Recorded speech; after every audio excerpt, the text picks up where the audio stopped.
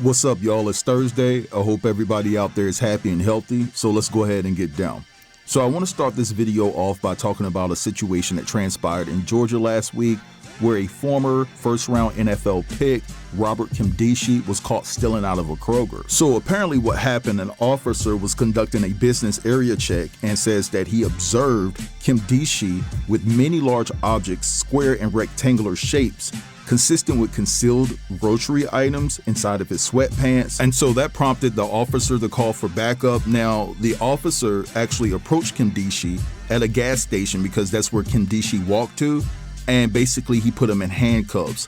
Now, the officer stated that Nkemdiche no longer had the items in his pants, but he said that frozen grocery items, candy bars, and almond milk were later found after a search of the Kroger and gas station parking lots. Now, the officers returned to Kroger and they asked them did they want to press charges, and Kroger elected not to press charges against Nkemdiche, but they rather have him trespass from the establishment. Now, of course, the officer ran Nkemdiche's name through the system to see if he had any active warrants, and it came back that he had 3 warrants in Georgia and multiple warrants in other states. So he was handcuffed and taken to jail. Now, let me say this. I'm not here to clown this brother like a lot of people are on social media, because he only made about $13 million during his 4-year career in the NFL. And it just goes to show that a lot of people are struggling out here. It doesn't matter your financial status and what it was before.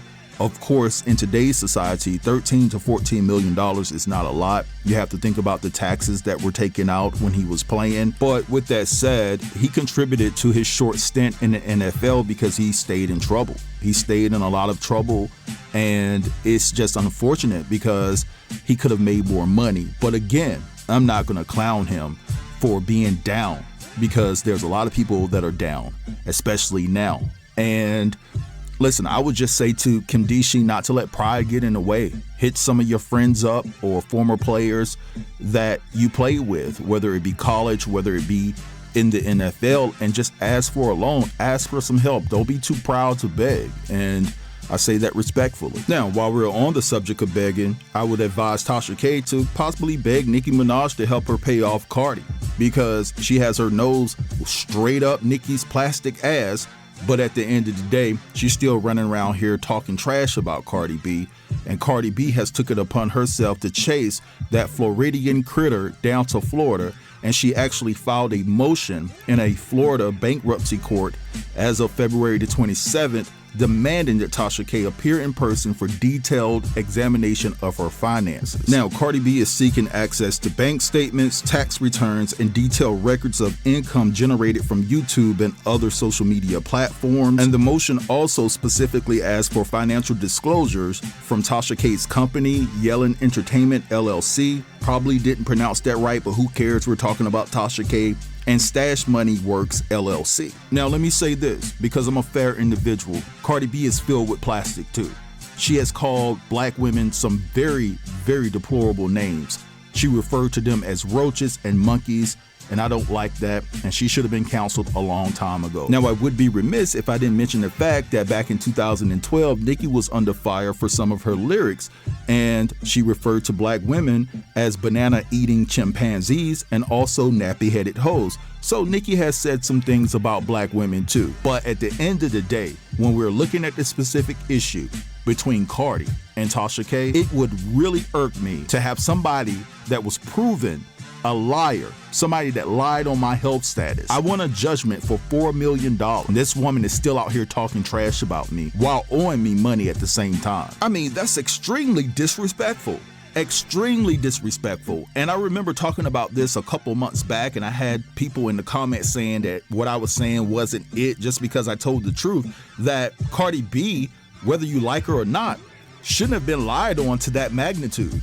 It's not about black, white, Latino, Puerto Rican, or anything. It's about that a woman got on her platform and lied about another woman's health status. I'm telling y'all right now, it couldn't have been me, because if I had beef with a dude that went out there and lied about my health status and I won a judgment against him and he's still talking trash about me, yeah, it wouldn't have ended well. I would probably be in prison, to be honest. It would not end well for that particular individual.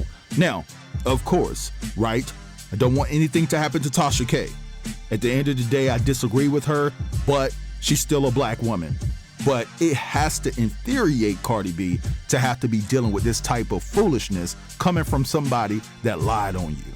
But anyway, let's move along. And I want to talk about Matthew Knowles, because as they say, he queened out because he was interviewed and the interviewee or basically said that it was a joint effort between him and Tina when it came to the success of Destiny's Child, and Matthew Knowles did not like it whatsoever.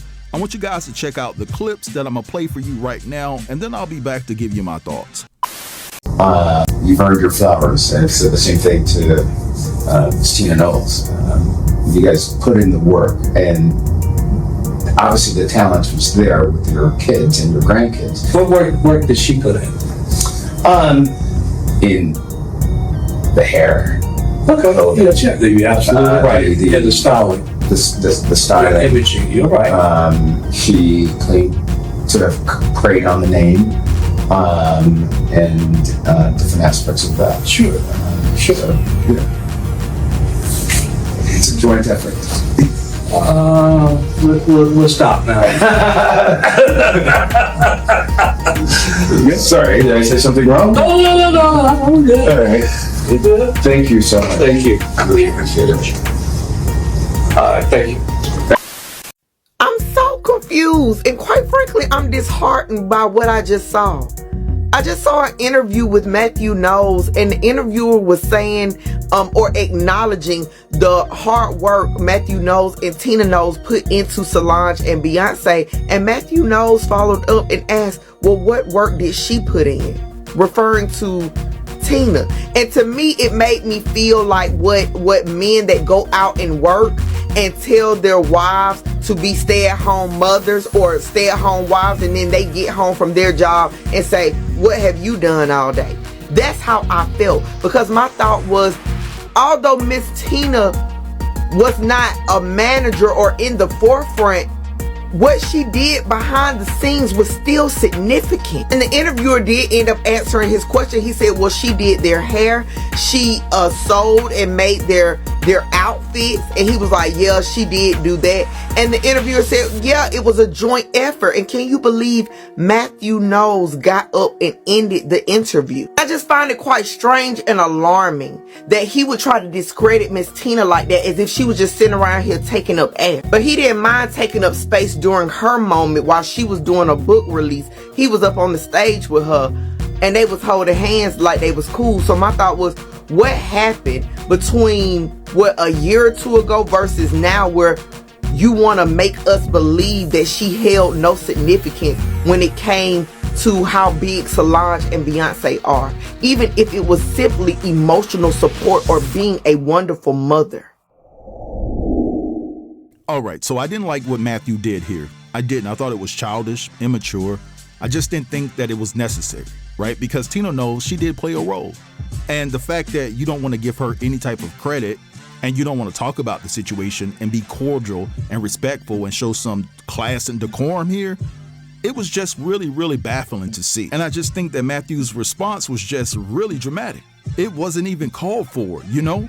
I mean, I understand that Matthew was pounding the pavement to get those girls to where they needed to be, but Tina was behind the scenes making shit happen. She really was. Sewing the clothes, being there as a mother, right? Emotional support, right? And at one point, I believe that Tina, correct me if I'm wrong in the comments, was holding down the family financially when he was trying to get these girls a deal. Because I believe that Matthew quit his job to focus on Beyonce and the girls or whatever the case may be. And during that time, Tina had a hair salon in Houston that was blowing up, and her first year being open for business, she made about $500,000. So while Matthew quit his job to focus on the girls, she was taking care of the foundation financially. So that's a lot right there. I don't understand this. I just don't understand it. I think that this was extremely ignorant on Matthew's part. But anyway, I'm gonna let this go right here. I want you guys to feel free to drop down in the comments and leave your thoughts.